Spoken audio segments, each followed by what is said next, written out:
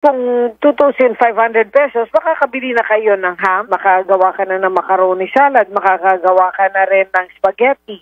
Depende rin po yan kung ilan yung taong kakain. Tuwing Pasko na nga lang pwede maging masaya yung pamilyang Pilipino. Tapos sasabihin mo, 500 piso, kasya na para sa Noche Buena. At kung talagang hindi ka atras, Secretary Cristina Roque, kumuha ka ng isang pakete ng spaghetti, ipukpok mo sa ulo mo hanggang magising ka dyan sa katangahan mo. Mga kabayan, binatikos ni Kamanggagawa o Representative Eli San Fernando ang mungkahing 500 pesos Noche Buena budget ng Department of Trade and the Industry o DTI. Hamon niya kay DTI Secretary Maria Cristina Roque, samahan siya ng kalihim sa pamamalengke at patunayan niyang kasya ang 500 pesos para sa Noche Buena. Mga boss, may isa na namang tanga na sumulpot sa gobyerno. Sabi ni DTI Secretary Cristina Roque, kasya na daw ang 500 piso para sa Noche Buena. O edi sige, sukatin natin kung kasya ba talaga 500 piso para sa Noche Buena. Alam mo, Secretary Roque, sa halip na aminin mo na lang yung katangahan mo at mag-sorry, being accountable sa mga mamamayang Pilipino na nagpapasahod sa'yo, mas diiniinan mo pa, pinagdiinan, pinagduldulan mo pa yung katangahan mo kaysa aminin na may mali talaga sa sinabi ng DTI. Sa ginawang presko ng DTI, nanindigan si Cristina Roque na makakabili na ng ham, makakagawa ka na ng macaroni salad at makakapagluto ka na rin ng spaghetti sa halagang 500 pesos para sa isang pamilya na may 4 na miyembro. Kung 2,500 pesos, makakabili na kayo ng ham, makagawa ka na ng macaroni salad, makakagawa ka na rin ng spaghetti. Depende rin po yan kung ilan yung taong kakain. Sabi ni Congressman Eli, totoo na hindi kailangang magarbo ang handaan. Pero ano bang simple at disenteng Noche Buena ang kayang bilhin ng 500 pesos para sa isang pamilya? Hindi siguro namamalingki ang DTI Secretary. Sa presyuhan ngayon, kape pa lang niya sa umaga, ubos na ang kalahati ng 500 pesos. Tuwing Pasko na nga lang pwede maging masaya yung pamilyang Pilipino. Tapos sasabihin mo, 500 piso, kasya na para sa Noche Buena. Ikaw nga mismo baka hindi nagno-Noche Buena ng 500 piso eh. Ngayon, Secretary Roque, kung talagang naniniwala ka at ipinaglalaban mo, nakasya talaga yung 500 piso para sa Noche Buena, mag 500 peso Noche Buena Challenge tayo. Kayo na mamili ng palengke at lugar, sasamahan ko pa kayo. At kung talagang hindi ka atras, Secretary Cristina Roque, kumuha ka ng isang pakete ng spaghetti, ipukpok mo sa ulo mo hanggang magising ka dyan sa katangahan mo. Ano ang masasabi mo dito, kabayan? Kung ikaw ang tatanungin, kakasya ba talaga ang 500 pesos mo para sa panghanda sa Noche Buena ngayon darating na Pasko? Sama-sama natin panoorin ang buong video at pakicomment nyo po ang inyong mga reaksyon at sariling opinion. Anong year niya, sir? Baka year 2000 pa yun. O tig-isang kutsara. Malabo pa sa sabaw ng bangus yan. Aras kaldo lang yan. Mga boss, may isa na namang tanga na sumulpot sa gobyerno. Sabi ni DTI Secretary Cristina Roque, kasya na daw ang 500 piso para sa Noche Buena. Kung 2,500 pesos, makakabili na kayo ng ham, makagawa ka na ng macaroni salad, makakagawa ka na rin ng spaghetti. Depende rin po yan kung ilan yung taong kakain. O edi sige, sukatin natin kung kasya ba talaga 500 piso para sa Noche Buena. O di tanong natin yung rekado sa spaghetti, giniling. Posistong magkano kilo ng giniling? 360 hanggang 350 po ang kilo. 360. Ay, hindi po. Ano yun? Kasi dito pa lang sa kalahating kilo, 75. Tapos yung ingredient pa na ibang pang spaghetti, hindi talaga kakasya, no? Sahog mo pa lang. Siyempre, may mga sahog ka, may hotdog ka, magsashanghai ka, may gulay ka pa. Magkano gulay? 500 piso, kasya na daw sa Noche Buena. Mahirap, sir. Mahirap. Di magkasya. Mga pambili pa nata ng yun. Ingredients. Oh, ingredients pa lang. Anong year niya, sir? Na nila? Baka year 2000 pa yun. Kasi sahog pa lang, bagalo na. Sahog pa lang. Sibuyas, 200 per kilo na. Isang kilong sibuyas pa lang, 320 na eh. Pambili mo pala ng cake eh. Hindi, cupcake, lemon square. Negative yun, sir. Panglugaw lang yun. Aras kaldo lang yan. Sabi niya, may spaghetti, may macaroni, may ham. Malabo pa sa sabaw ng bangus yan. Wala kang mabibili doon. Ano lang mabibili mo doon? Ano masasabi mo kay Secretary? Siya na lang sumubok siguro. Grabe naman yun. Pang isang tao na lang yun. Sabi niya, ano daw, kasya na, spaghetti, macaroni, may ham pa. O tig-isang kutsara. Anong masasabi mo sa kanya? Kulang na kulang po yung 500. Nilinaw niya pa kanina, kasya daw eh. Hindi po talaga. Hindi. Sana abot yung 500 piso, sir.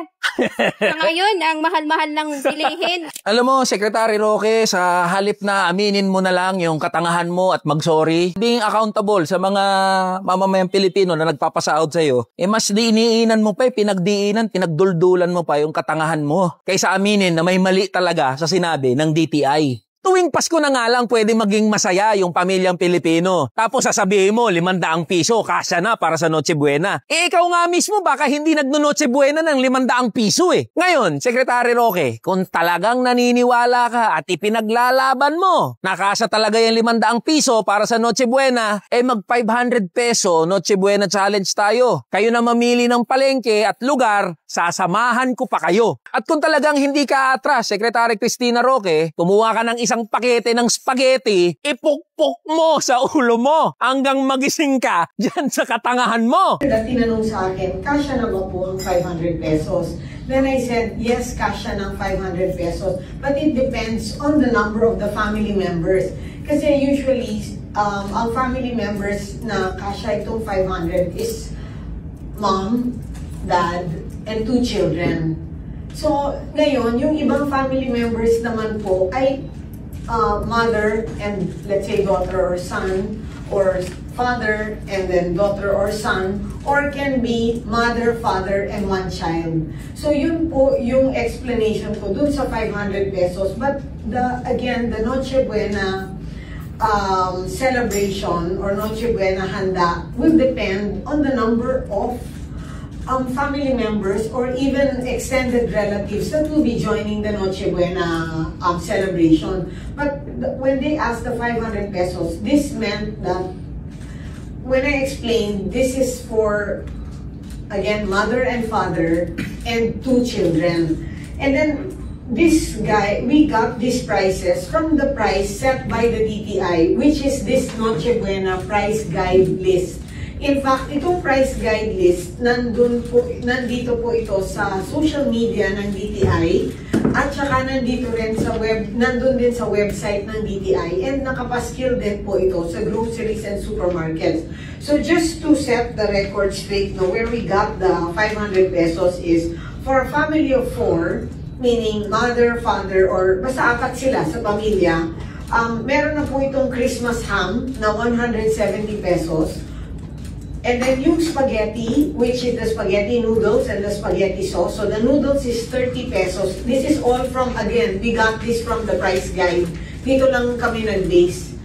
So the 30 pesos for the noodles and the 48.50 for the sauce. 48 pesos and 50 centavos. So a total of 78.50 for the spaghetti.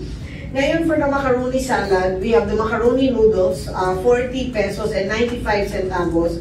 The mayonnaise is 55 pesos and the cheese is 56 pesos and 50 centavos. So a total of 152 pesos. Tapos kung you also want fruit salad for this, actually we made 3 options But you can, of course, you can make many options, no? So for this, we had also fruit salad. So the fruit cocktail, which is 61 pesos and 75 centavos, and the all-purpose cream, which is 36 pesos and 50 centavos, which is a total of 98 pesos and 25 centavos. And then plus the Pinoy Pandesal of 27 pesos and 75 centavos. So this is 10 pieces. So total of 526 pesos and 95 centavos. So dito namin siya kinuha. Ngayon, if you want a Noche Buena handa na isa lang ang salad, meaning mamimili lang tayo, no? Macaroni salad or fruit salad, mababawasan po ito ng dito sa macaroni salad, mababawasan siya ng 152 pesos and 45 centavos. So, we are complete. Wait, hold on. I'll get my other list. Spaghetti, macaroni salad, Pinoy Pandesal. So, ang total nito is 428 pesos and 70 centavos. Ito po siya. So, tinanggal ko dito yung fruit salad. Kasi dalawa na yung salad So, baka you want isang salad lang.